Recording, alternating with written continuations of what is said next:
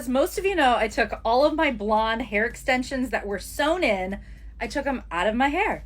One of my biggest questions is, Christine, when you're living on the ocean, do you go to the spa upstairs? Yes, I do. So let me show you what I'm working with here. I have roots, as you can see. I think I'm gonna keep, I look great. I think I'm gonna keep some of these roots, but I am going to get some blonde highlights put in. So come with me up to the salon. I have to grab my room key. I am also going to take up with me a water. Let's get in there. By the way, you guys, this Red Bull light, that's not mine. Those are the people that were here before. Most of you know that I rarely drink coffee, and also I rarely drink. Diet Coke and flavored water are my go-to things. So we're gonna take this upstairs with us. So excited to get my hair done. Oh, and I need a flavortizer. I want grape. This one, yeah. We'll also put this flavortizer in. It's so hard to open these sometimes. I'm just gonna put like half of it in. There we go.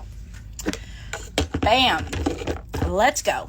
Oh, and I'm giving the salon manager a bottle of Elemis Pro Collagen Skin Future. Let's turn off the lights and here we go.